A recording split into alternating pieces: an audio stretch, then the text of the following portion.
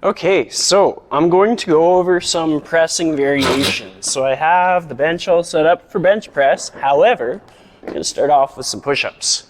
One of the first variations of the push-up that I really like to use, because it helps me go over the fundamentals without having like the load that you would have if it was your full body weight, and I'll kind of explain what I mean.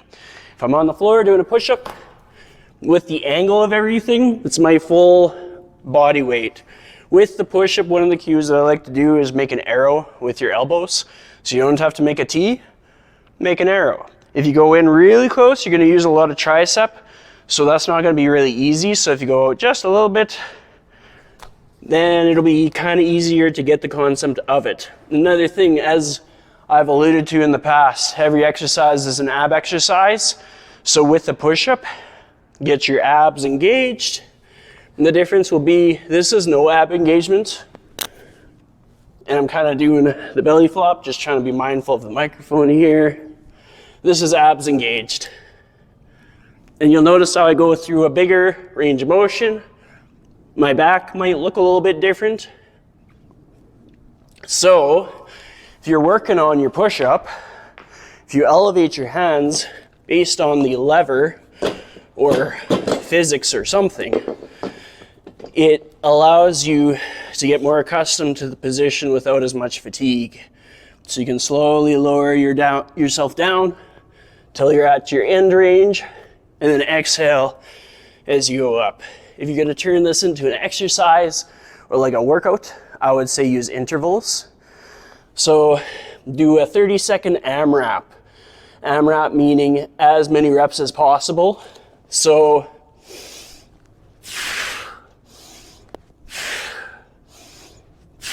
if you're really having trouble with that, you can actually use the barbell in the squat rack.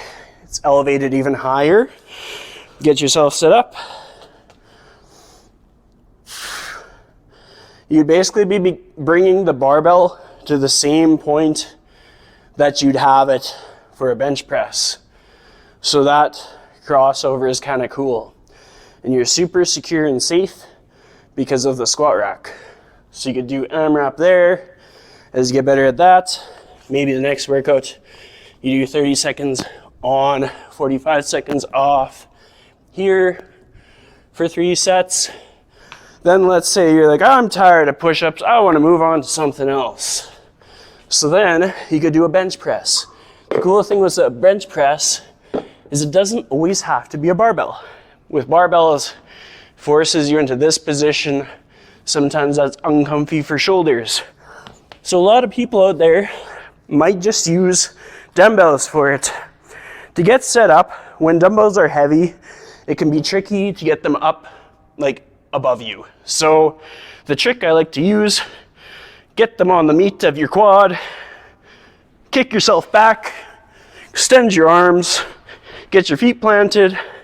You can have your feet like this, or you can shimmy up to the edge of the bench, place your feet there, tuck your hips, get lots of abs.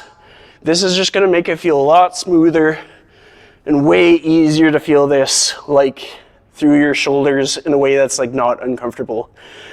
You might see some people arch like this for a bench press, and that's just because it reduces the distance that they have to go. That's for powerlifting. For this, we get that canister position. We're a strong pop can. We're gonna inhale, exhale, inhale, exhale. Another thing you can do is alternate arms. So I keep one arm extended.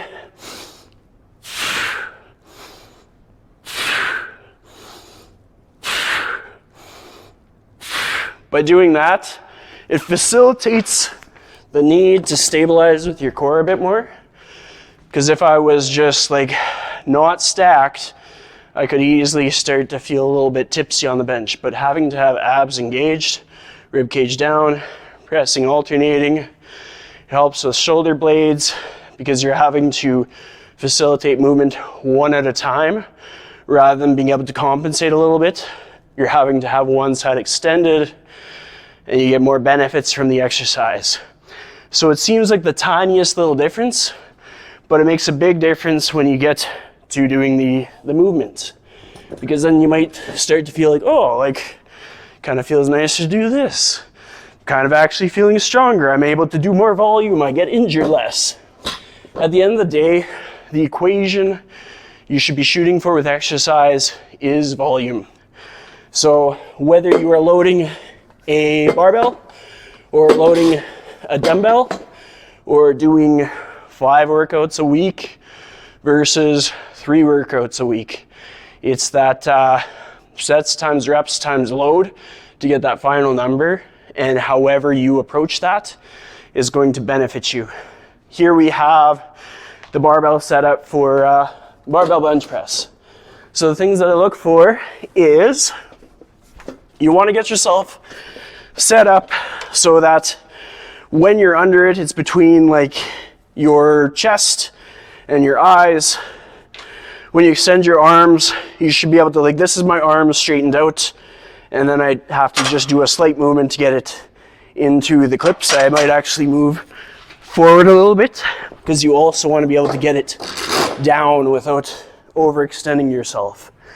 So also at the floor, you'll notice I'm kind of at the edge of my toes. You can also feel free to elevate your feet or add one of the plyo boxes at the end for your feet, because this allows me to get more core involvement. So extending my arms, bringing it down to my chest, and exhale. Another thing is we got the safeties here, so I'll make use of those.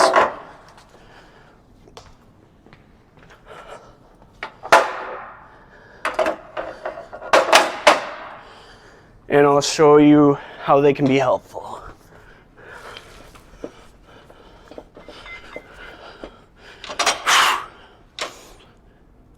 Let's say I get to the bottom and I kind of press it up. Nobody dies. And then another thing that some people will say when you're setting up a bench press, we have the clips for squats and deadlifts. Sometimes with bench press, you can rationalize why you wouldn't. And the reason being, if you're going to press and you get stuck and you need to get out, just angle it this way, angle it that way, the plates slide off, you're good to go. With your pressing, it's not likely that you're going to be so teetery that they will just fall off by accident. And I'll demo it that way just so you kind of see how it plays out. So we'll add plate on each side, and there will be mixed discussion as to whether to add clips or not. But because I know a lot of people aren't necessarily going to be working out with a spotter or a partner, I want to demonstrate without. So essentially you get yourself set up, get it basically so the barbell is below your eyeball line, just slightly. Then you're going to inhale, exhale, abs are on, torso kind of flattened out. Before you do anything, inhale, extend your arm.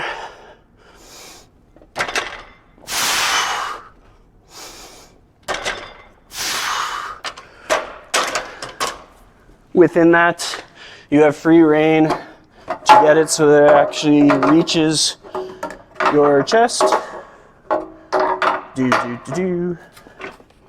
That was too low.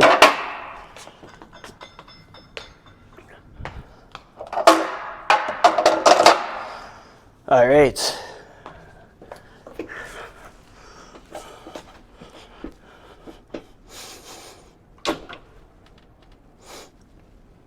So here is the end range, up.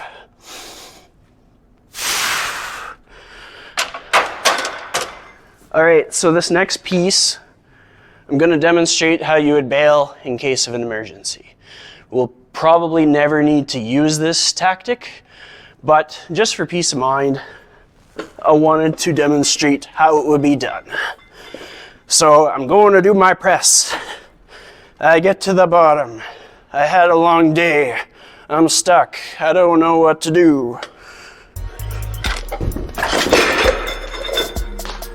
That's how you get out. And like I say, wouldn't recommend that, but it's nice to have as a backup.